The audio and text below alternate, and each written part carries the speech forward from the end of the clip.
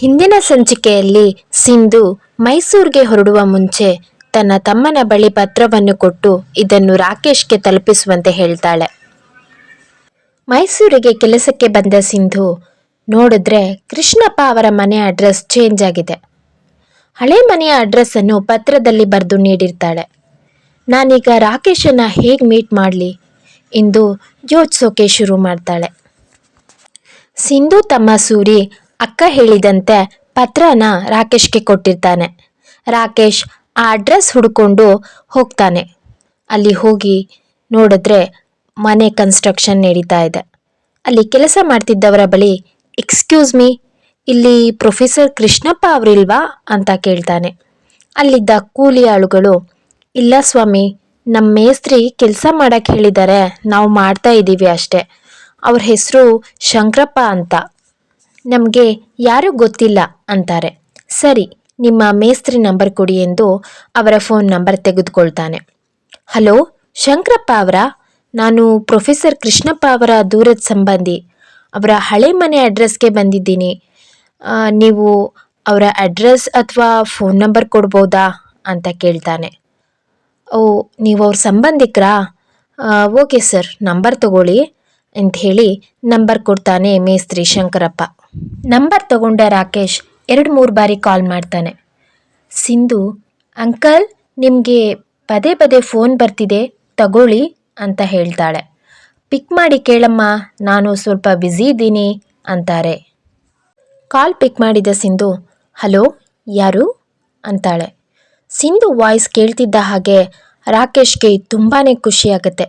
ನಾನು ರಾಕೇಶ್ ಎಂದು ಹೇಳುವಷ್ಟರಲ್ಲಿ ಕೃಷ್ಣಪ್ಪ ಅವರು ಫೋನ್ನ ಇಸ್ಕೊಳ್ತಾರೆ. ಯಾರು ಬೇಕಿತ್ತು ನಿಮಗೆ? ಯಾರು ನೀವು ಅಂತಾರೆ.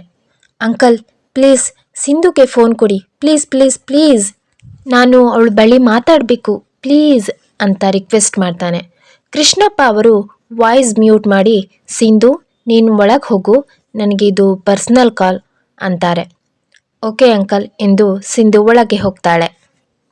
ಇಲ್ಲಿ ಸಿಂಧು ಹೆಸರಿನವರು ಯಾರೂ ಇಲ್ಲ, ಮತ್ತೆ ಫೋನ್ ಮಾಡಬೇಡ ಎಂದು ಹೇಳಿ ಫೋನ್ ಕಟ್ ಮಾಡ್ತಾರೆ. ರೀ, ಯಾರದು ಫೋನ್ನಲ್ಲಿ? ಸಿಂಧು ಇಲ್ಲ ಅಂತಿದ್ರಲ್ಲ ಅಂತ ಕೇಳ್ತಾರೆ ಕೃಷ್ಣಪ್ಪ ಅವರ ಹೆಂಡತಿ. ಬಾ ಇಲ್ಲಿ, ಸ್ವಲ್ಪ ಮೆತ್ತಾಗಿ ಮಾತಾಡು. ರುದ್ರಪ್ಪ ಅವನ ಮಗಳು ಕೆಲ್ಸಕ್ಕೆ ಹೋಗಲಿ ಅಂತ ಇಲ್ಲಿ ಕಳಿಸಿದ್ದಾರೆ ಅಂದ್ಕೊಂಡ ಅಂತಾರೆ. ಮತ್ತೆ ಅಲ್ವಾ? ಸಿಂಧು ಯಾವುದೋ ಹುಡುಗನ ಜೊತೆ ಓಡಾಡ್ತಿದ್ದಿದ್ದು ರುದ್ರಪ್ಪಂಗೆ ಗೊತ್ತಾಗಿದೆ.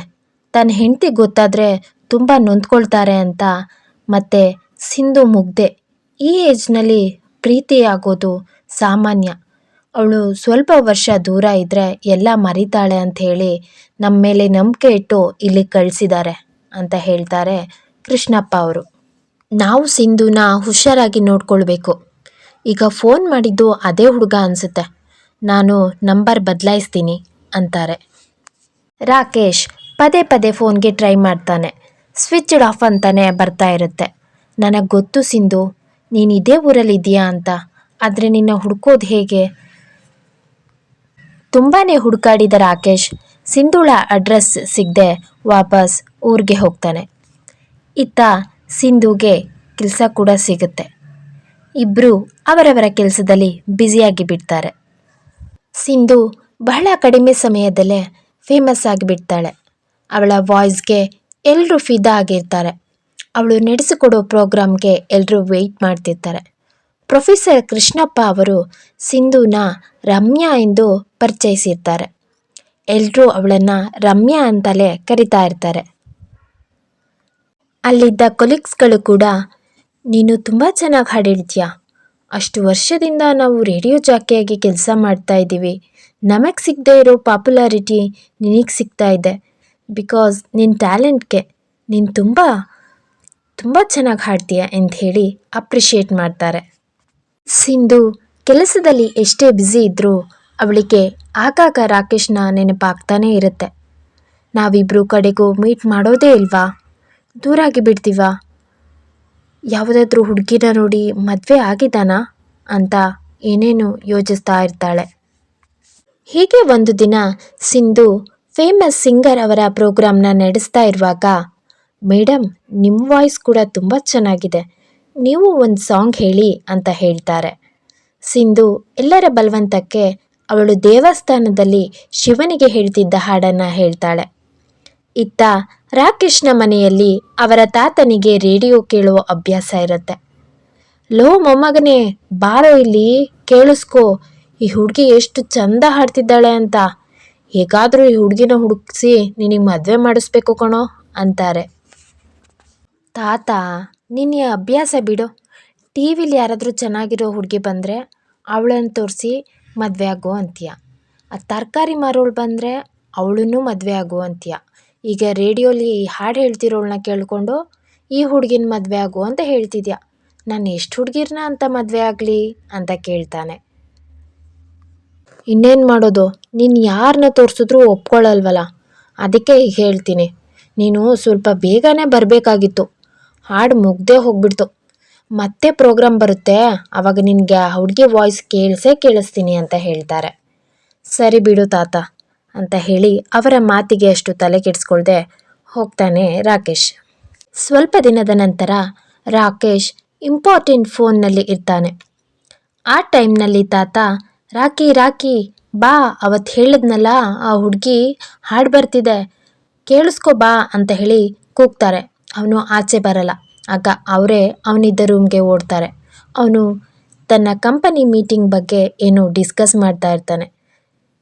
ತಾತ, ನಾನು ಮೀಟಿಂಗಲ್ಲಿದ್ದೀನಿ, ನಿಮಗೆ ಗೊತ್ತಾಗಲ್ವಾ, ಪ್ಲೀಸ್ ಹೋಗಿ ಅಂತ ಹೇಳಿ ರೇಗಾಡ್ತಾನೆ. ಆಚೆ ಬಂದ ತಾತ ಅವನು ಕೇಳಿಸ್ಕೊಳ್ಳಿ ಅಂತಾನೆ ಜೋರಾಗಿ ವಾಲ್ಯೂಮ್ ಕೊಡ್ತಾರೆ. ಆ ವಾಯ್ಸ್ ಕೇಳಿಸ್ತಿದ್ದ ಹಾಗೆ ರಾಕೇಶ್ ಹಾಗೆ ಸ್ಟ್ಯಾಚ್ಯು ಥರ ನಿಂತ್ಕೊಬಿಡ್ತಾನೆ. ಸಿಂಧು ಸಿಂಧು ಇದು ಸಿಂಧು ವಾಯ್ಸ್ ಅಂತ ಓಡ್ತಾನೆ. ರೂಮಿಂದ ಆಚೆ ಬಂದವನು ತಾತನ ಬಳಿ ಓಡ್ತಾನೆ. ತಾತ ಭಯ ಪಡ್ಕೊಂಡು ಟೇಪ್ ರೆಕಾರ್ಡ್ ಆಫ್ ಮಾಡಿಬಿಡ್ತಾರೆ. ತಾತ ತಾತ, ನೀವು ಹೇಳ್ತಿದ್ದ ಆ ಹುಡುಗಿ ವಾಯ್ಸ್ ನನ್ನ ಹುಡುಗಿ ಸಿಂಧು ವಾಯ್ಸ್ ತಾತ ಅಂತ ಹೇಳ್ತಾನೆ. ಹೌದೇನೋ ಮೊಮ್ಮಗನೇ, ಆದರೆ ಅವಳ ಹೆಸರು ಸಿಂಧು ಅಲ್ಲ, ರಮ್ಯಾ ಅಂತ ಹೇಳ್ತಾರೆ. ಏನು, ರಮ್ಯಾನಾ? ನಾನು ಕರೆಕ್ಟಾಗಿ ಕೇಳಿಸ್ಕೊಂಡಿದ್ದೀನಿ, ಅದು ಸಿಂಧು ವಾಯ್ಸೇ. ಹೆಸರು ಬದಲಾಯಿಸ್ಬಿಟ್ರೆ ನನಗೆ ಗೊತ್ತಾಗಲ್ವಾ? ನನ್ನ ಹುಡುಗಿ ವಾಯ್ಸ್ ನನಗೆ ಚೆನ್ನಾಗಿ ಗೊತ್ತು.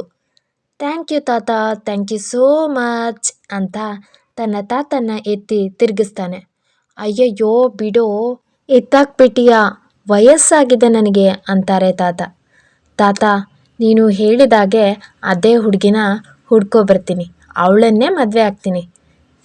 ಅದು ನೀನು ಕೇಳೋದು ಬೆಂಗಳೂರು ಅಥವಾ ಮೈಸೂರು ಎಫ್.ಎಮ್ ಯಾವುದು ಅಂತಾನೆ. ಮೈಸೂರು ಅಂತಾರೆ. ಕೂಡಲೇ ಕಾರ್ ತಗೊಂಡು ಹೊರಡ್ತಾನೆ. ನಿಂತ್ಕೋ, ಎಲ್ಲಿ ಹೋಗ್ತಿದ್ಯಾ ಅಂತ ಕೇಳ್ತಾರೆ ತಾತ. ಗುಡ್ ನ್ಯೂಸ್ ಕೊಡೋಕ್ಕೆ ಬೇಗ ಬರ್ತೀನಿ ತಾತ, ವೆಯ್ಟ್ ಮಾಡ್ತಿರು ಅಂತ ಹೇಳಿ ಖುಷಿಯಿಂದ ಹೊರಡ್ತಾನೆ. ರಾಕೇಶ್ ಮೈಸೂರಿಗೆ ಬೇಗನೆ ರೀಚ್ ಆಗ್ತಾನೆ. ಆಕಾಶವಾಣಿ ಬಳಿ ಹೋಗ್ತಾನೆ.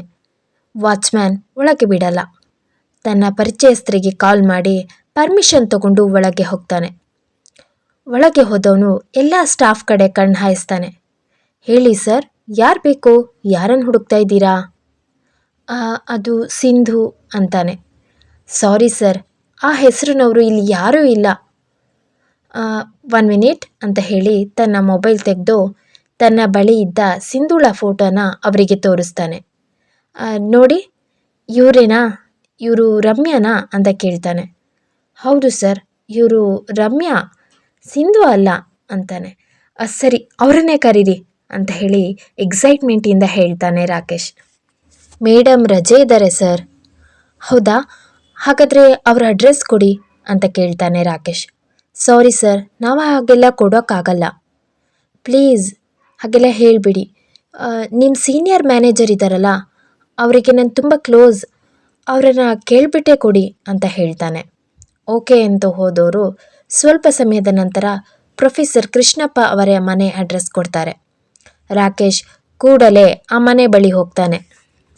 ಅಲ್ಲಿಗೆ ಹೋಗೋಕ್ಕೆ ಮುಂಚೆ ನಾನು ಸಿಂಧುಗೆ ಅವಳು ಇಷ್ಟಪಡುವಂಥ ವಸ್ತುಗಳನ್ನ ಖರೀದಿಸ್ಬೇಕಲ್ಲ ಅಂದ್ಕೊಳ್ತಾ ಮಲ್ಲಿಗೆ ಹೂ, ಕಲರ್ಫುಲ್ ರೋಸಸ್, ಅವಳಿಗಂತ ಸಿಲ್ಕ್ ಸೀರೆ ಮತ್ತು ತಾಳಿ, ಜುವೆಲ್ಸ್ ಎಲ್ಲವನ್ನು ಪರ್ಚೇಸ್ ಮಾಡಿಕೊಂಡು ಹೋಗ್ತಾನೆ ರಾಕೇಶ್.